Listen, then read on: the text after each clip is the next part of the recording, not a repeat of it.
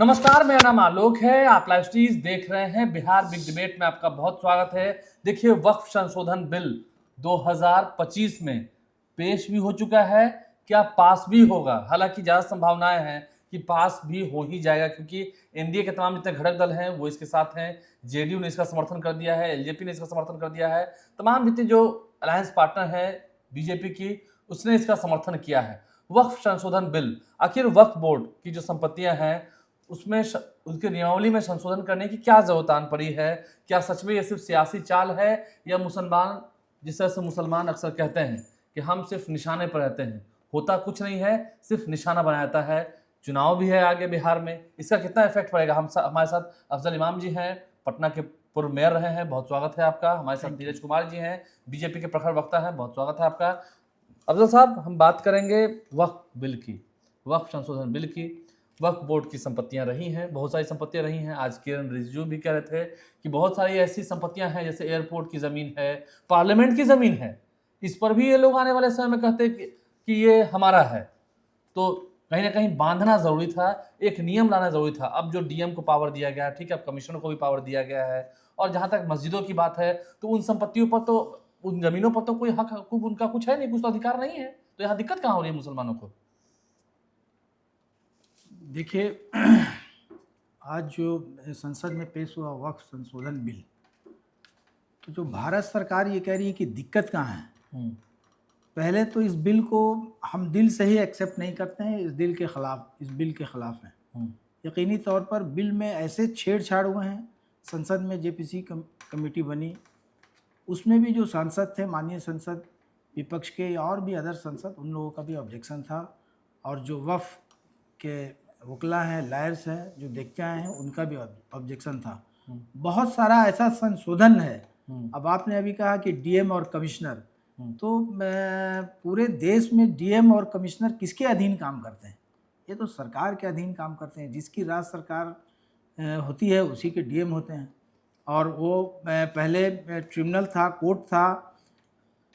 तो वक्फ का अपना संशोधन था, अपना एक्ट था। एक्ट के मुताबिक जो है वक्फ काम करता था। ये संवैधानिक हक है उसका। वक्फ जो है क्या है? एक दान है। दान में दिया हुआ ज़मीन, हमने अगर दान दिया तो हमने किसी आदमी को कुछ दे दिया, मेरे पास ज़्यादा है या मेरा कोई वारिस नहीं है या मेरा दिल है कि मैं दान दे दूं, तो उस दान जो इकट्ठा होता है उसको वक्फ कहते हैं। और जब मैंने अपना दान दिया, तो आप 3rd या 4 या 5% जो है, बीच का आदमी, तीसरा आदमी, चौथा आदमी, पांचवा आदमी को यह हक नहीं है कि मेरे दान में वो हस्तक्षेप करे और मेरे दान को कानून से बांधे। आपको अगर लगता है कहीं पर कि संसद और एयरपोर्ट की बात आ रही है, हमारे माननीय मंत्री जो है कहा है, तो आप उससे उसको हटा सकते थे। कि आपको लगा कि नहीं संसद और एयरपोर्ट है, तो आप उससे उसको हटा लीजिए। लेकिन पूरे वक्फ की ज़मीनों को, जो लाखों करोड़ों एकड़ में है, उस पर आप हस्तक्षेप कर रहे हैं। जो दान दिया है, आपने तो दान नहीं दिया। और उस पर अब तो आप ऐसा ला रहे हैं कि वक्फ में जो मेंबर होंगे वो बौद्ध भी होंगे, ईसाई भी होंगे, क्रिश्चियन भी होंगे, हिंदू भाई भी होंगे। तो निश्चित रूप से दान हम देते हैं और आप मेंबर बनेंगे। हम तो धार्मिक न्यास बोर्ड में मेंबर नहीं है। मेरा कोई मुस्लिम या दूसरा कास्ट तो मेंबर नहीं होता है उसमें। तो बहुत सारे चीज़ है जिस पे ऑब्जेक्शन है। नहीं, लेकिन जैसे उन्होंने कहा कि महिलाएं भी कमेटी में आनी चाहिए, तो महिलाओं को तो आप रखते नहीं थे। महिलाओं को क्या उतना सम्मान नहीं मिलना तो चाहिए? मेरा तो पूरे वक्फ संशोधन बिल पर तो ऑब्जेक्शन नहीं है। हमारे आदमी तो वक्फ संशोधन बिल पर बहुत सारा सुझाव दिए, जिसको एक्सेप्ट नहीं किया गया। क्यों नहीं किया गया? नहीं किया गया तो भारत सरकार बताएगी, उसके अध्यक्ष बताएंगे ये क्यों नहीं किया।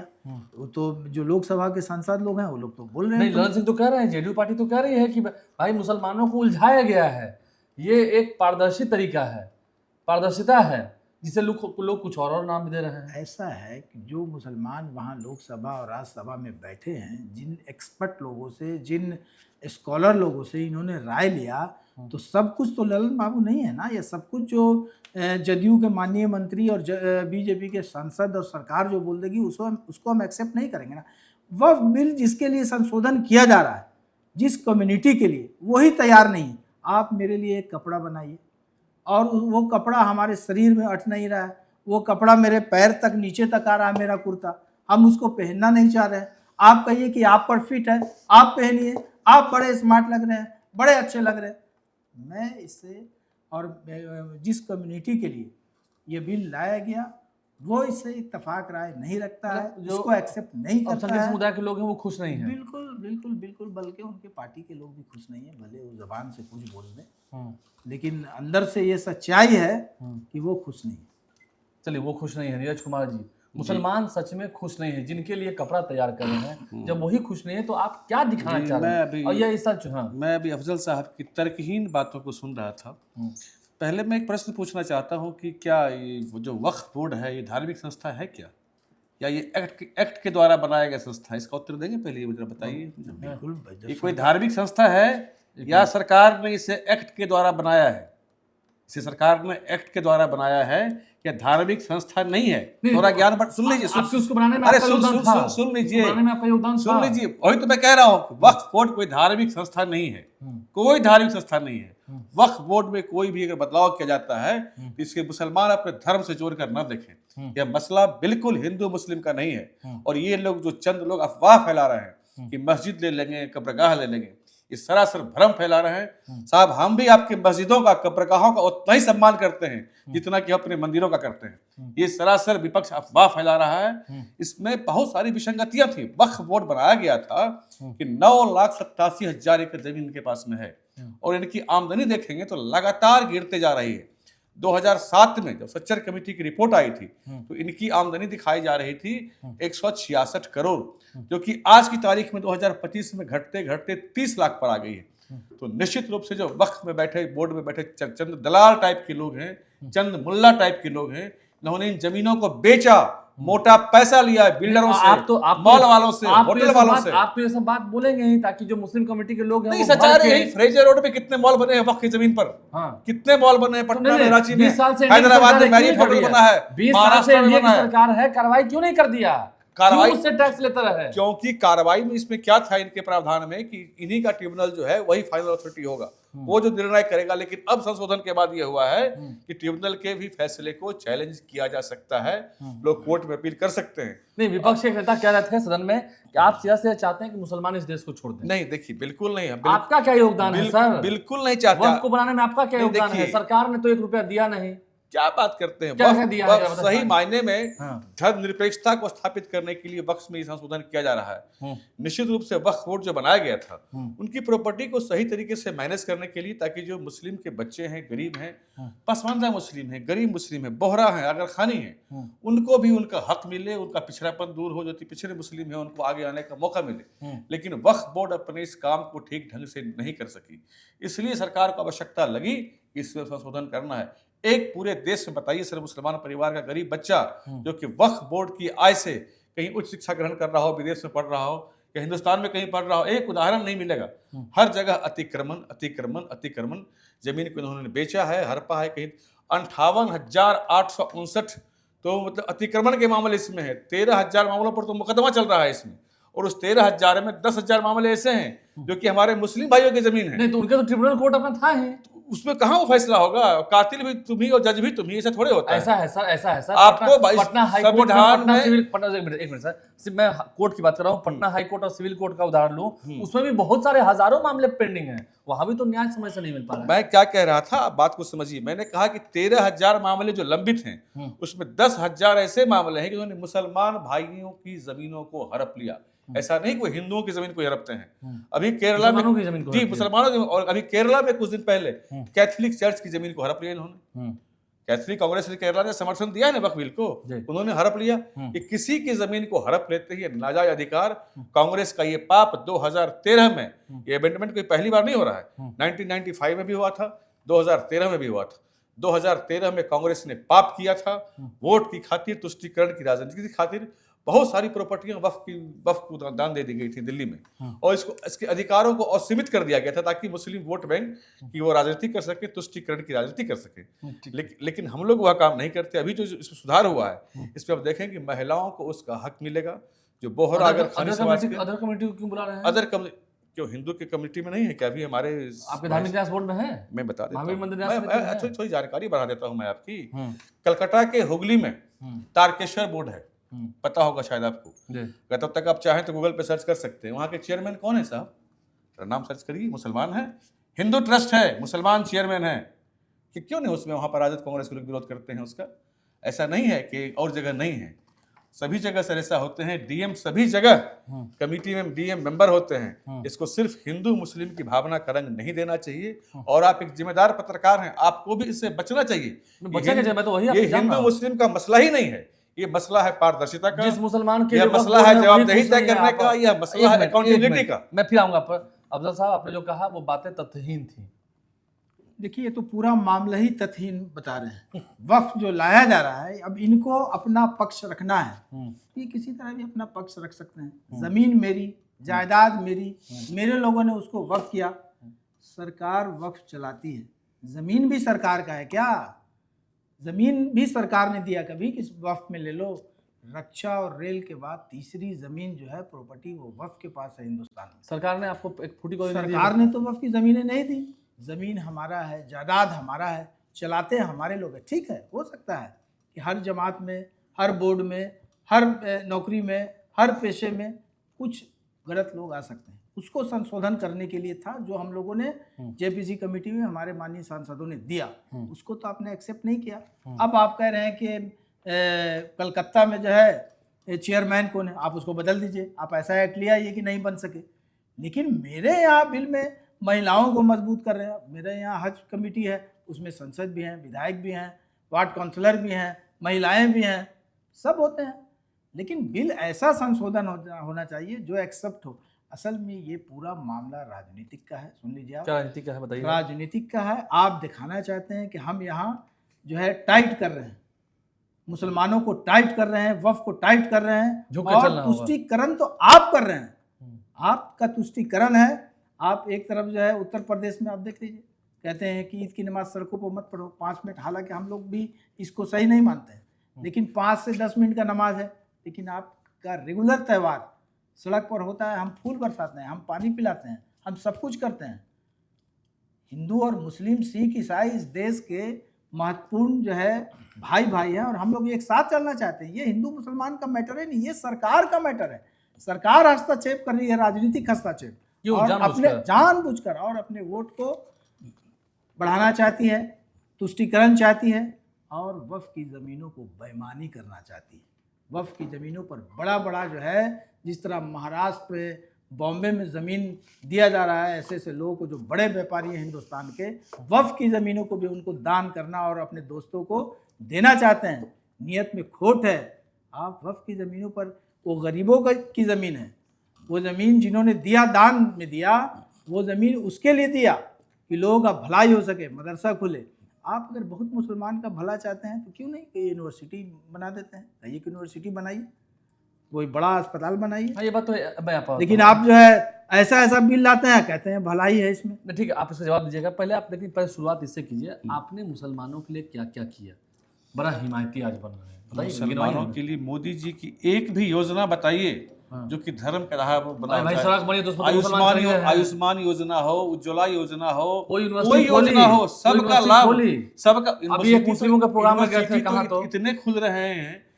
बिहार को ही अगर हम लोग उदाहरण के तौर पे लेते हैं तो 79 के बाद 2005 तक बिहार में एक मेडिकल इंजीनियरिंग कॉलेज साहब नहीं बना, और अभी 157 बन गया है। और 2000 केंद्रीय स्वास्थ्य मंत्री ने कहा सदन में कि 157 मेडिकल कॉलेज बन गया है पूरे बिहार में। 5 से लेकर 14 से मैं बता रहा हूँ 2005 के बाद मेडिकल कॉलेज खुल गया है। 2005 के बाद करीब 13 प्राइवेट मेडिकल कॉलेज और 8 गवर्नमेंट मेडिकल कॉलेज बने हैं, और भी यहाँ बन रहे हैं बिहार में। तो लगातार 13 हो गए सर। एक दिन में सर चमत्कार नहीं हो सकता। तो आपके 79 to 2005 बिहार का विकास ठप रहा, एक भी चीज यहाँ नहीं बना उस बीच में। उसके बाद अब बनना शुरू हुआ है, बन रहा है। लेकिन हम लोग जिस विषय पर हैं वहीं रहे। हम लोग आज वक्फ के विषय पर हैं, वहीं पे आते हैं। पहले ये बताइए, इसी का उत्तर देना चाहता हूँ कि वक्फ बोर्ड बनाने का उद्देश्य क्या था। उद्देश्य इसका बड़ा स्पष्ट था कि जो जमीनें हैं, उस जमीन का उपयोग प्रबंधन सही तरीके से होगा, और जो गरीब बेबस मिस्किन मुसलमान हैं उनके हक के लिए इसका इस्तेमाल होगा, उनके उत्थान के लिए इसका इस्तेमाल होगा। लेकिन वक्फ बोर्ड अपने इस काम को करने में पूरी तरह फेल रहा, तभी तो लगातार उसकी प्रॉपर्टी बढ़ती गई और आमदनी गिरती गई। साहब 2007 में आमदनी थी 166 करोड़ और आज 2025 में उसकी आमदनी है 30 लाख रुपये मात्र। तो इतना कैसे घट गया? क्योंकि निश्चित रूप से वक्फ बोर्ड के जो मेंबर हैं वो जमीनों को सौदा करते हैं, बेचते हैं। हैदराबाद का मैरियट होटल देखिए, 5 स्टार बना हुआ है, वक्फ की जमीन पर बना हुआ है। पटना में फ्रेजर रोड में डाक बंगला पर कई एक मॉल आपको दिख जाएंगे साहब जो वक्फ की जमीन पर बने हुए हैं, और पूरे देश में इस तरह का मामला है। और कुछ लोग इसकी दलाली करते हैं, उनकी दुकानदारी दलाली बंद होने वाली है, इसलिए वो हड़बड़ाए हुए हैं, परेशान हैं, बिलबिला रहे हैं, लेकिन कुछ नहीं होने वाला। तो ये भी है ना कि आप लोगों ने एक बात और सुन लीजिए, कभी स्कूल बनाया ऐसा कोई काम जो बच्चों बहुत सारा स्टेट है जहाँ बना है, नहीं बहुत सारा नहीं, यहाँ बिहार में नहीं बना तो सरकार की जवाबदेही है ना। ये तो जो राज्य सरकार आज वक्फ को समर्थन कर रही है, बदले बदले से सरकार नजर आते हैं, हमको तो बर्बादी के आसार नजर आते हैं। तो वो तो बिहार सरकार की जवाबदेही थी कि वक्फ बोर्ड के चेयरमैन को ऐसे मेंबर को बनाती, ऐसे अध्यक्ष को बनाती जो डेवलप करे, मॉनिटरिंग करती। सरकार तो मॉनिटरिंग नहीं की इस पर, और सरकार जो है खूब से वही खा रहे हैं जाकर। तो वक्फ कैसे बढ़े आगे, इसके लिए सरकार को मॉनिटरिंग करना चाहिए। और ऐसा नहीं, उन्होंने कहा अभी मेरे साथी अभी उन्होंने कहा कि ट्रिब्यूनल वक्फ बोर्ड का कोर्ट का फैसला देता है, अब चैलेंज किया जा सकेगा। पहले भी चैलेंज किया जा सकता था। हाई कोर्ट और supreme court, honourable supreme court और ऑनरेबल हाई कोर्ट में कभी भी किसी कोर्ट का फैसला चैलेंज किया जा सकता है। और वक्फ ट्रिब्यूनल का भी फैसला चैलेंज होता था हाई कोर्ट में, ऐसा नहीं कि नहीं होता, एकदम हुआ। कई फैसला है हाई कोर्ट का, वक्फ ट्रिब्यूनल के खिलाफ कई फैसला है हाई कोर्ट का, ऐसा नहीं है। लेकिन वहां जजेस थे और उसमें रिटायर्ड जज राजनीति तो हुई ना, एक मिनट, आप एक बात समझिए, आप पदाधिकारी से जुडिशियल को नहीं मिला सकते। आप न्यायालय का बड़ा होता है कि पदाधिकारी बड़ा होता है, ये बताइए। न्यायालय पे ज्यादा आस्था है कि पदाधिकारी पर आस्था है? हम जिला अधिकारी पर आस्था ज्यादा रखेंगे या जजेस पर रखेंगे? हम न्यायालय पर रखेंगे, न्यायाधीश पर रखेंगे। मेरा आस्था न्यायाधीश पर है, भारत का भी आस्था न्यायाधीश पर है, माननीय न्यायालय पर। तो उसमें ट्रिब्यूनल में आपको लगता है कि जेडीयू ने जो इस बार वक्फ बिल का समर्थन किया, इसका खामियाजा उनको भुगतना पड़ेगा आने वाले समय में? इनके तो अलायंस पार्टनर नहीं तो खैर कर ही जाए। गैर मुमकिन है कि हालात की गुत्थी सुलझे, अहले दानिश ने बड़ी सोच कर उलझाया है, समझ लीजिए। तो ये जो अहले दानिश हैं, भारत सरकार में बैठे हुए लोग, उसने उलझा दिया जेडीयू को इस केस में। अब जब जेडीयू चुनाव में जाएगी तो उसको अपना चेहरा तो कुछ दिखाना मुश्किल होगा। जाहिर है कि नाराजगी तो है लोगों में, है। कल तक आप तो ईद में घूमे लोगों के यहाँ, सेवैयां खाए, परसों तो आपने रमजान में बुलाया था, आपके सब लोग दुखी थे। जिन्होंने नमाज पढ़ाया आपके हाउस में, वो भी अपने, वो तो खानकाह थे पटना सिटी के, वो भी अपने दुआओं में उसी घर में शामिल होकर कह रहे थे कि वक्त की लाज रख लीजिए। मुझे उम्मीद है कि वक्त पर आप साथ नहीं देंगे। जो संशोधन है जेपीसी में, जो हम लोगों ने संशोधन बताया है, उसको संशोधन करेंगे। सबकी बात को उठा दी गई। तो निश्चित रूप से जब सरकार बदले बदले नजर आते हैं तो हिसाब तो यहाँ देना होगा। आपके लोग भी नाखुश हैं, खुश नहीं हैं।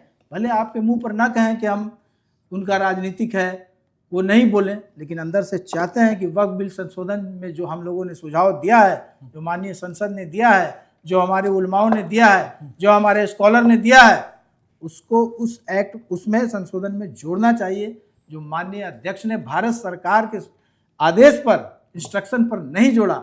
और सुन लीजिए, भारत अब यहाँ बिहार में चुनाव है, अब यहाँ बिहार में चुनाव है, और यहाँ जो बड़ी पार्टी अभी है एनडीए में, वो चाहती है कि फिर चुनाव में मैं बड़ी पार्टी रहूं। ये जो जदयू है, ये सेकंड में रहे। मुसलमानों ने फिर मन बनाया था कि कुछ वोट नीतीश कुमार को देंगे, लेकिन अब पिछले बार आया सीए एनआरसी, उस पर नाराज हुए। अब देखिए, जदयू का कोई मुस्लिम कैंडिडेट नहीं जीत सका। हालांकि वोट अभी भी लेटेस्ट बेला में अभी जदयू खड़ा हुआ, उसमें माननीय विधायिका को वोट मिला मुसलमानों को, वो जीती निश्चित रूप से।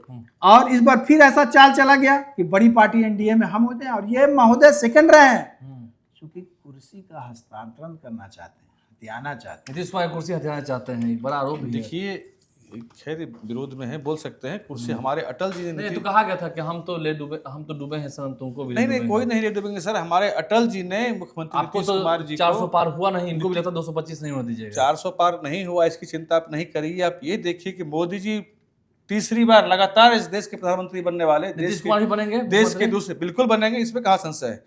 और देखिए साहब, वक्फ बोर्ड की में ट्रांसपेरेंसी क्यों नहीं है, मैं एक उदाहरण देता हूँ आपको। अभी राम मंदिर, प्रभु श्री राम का मंदिर बने हुए कितना साल हुआ? 1 साल हुआ? 1 साल हुआ, 1 साल, 1.5 साल हुआ। हाँ, 1 साल कुछ दिन, अभी कुछ 1-2 महीना पहले तो बनाया गया था उसको। तो आपको पता है कितना उसने ऑडिट करके भारत सरकार को टैक्स दिया है? कितना? 400 करोड़ रुपये टैक्स के रूप में राम मंदिर न्यास से जमा हुआ है, जबकि राम मंदिर न्यास के पास में वक्फ का 2.5 हिस्सा भी संपत्ति नहीं है, तब जमा हुआ है साहब। लेकिन मैं यही तो कह रहा हूं कि वक्फ में बैठे लोग गुमराह कर रहे हैं पूरे देश के मुसलमानों को, उनकी जो जिस पे पूरे सभी मुसलमानों का हक है। इस बार नीतीश कुमार को ज्यादा फंसा लिया। अरे नीतीश कुमार जी को हमारे अटल जी ने आशीर्वाद दिया है और हम लोग कमिटमेंट निभाने वाले पार्टी हैं। हमारी पार्टी ने 70 साल पहले जनसंघ काल में कमिटमेंट किया था कि हम धारा 370 हटाएंगे, तो हमने हटाया। हम लोग जो कमिटमेंट करते हैं, हमारी विचारधारा रोज नहीं बदलती है।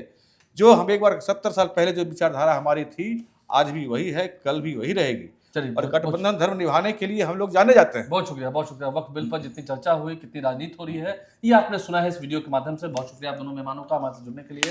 समय की पाबंदी है, इतने समय में ही जितना हमने आपको समझाना चाहा, कितनी लड़ाई हो रही है, कितनी सियासत हो रही है, वो हमने आपको समझाया है। हमारे चैनल को सब्सक्राइब कर लें। अगर इस वीडियो को फेसबुक पर देख रहे हैं तो पेज को लाइक करना ना भूलें। बहुत धन्यवाद।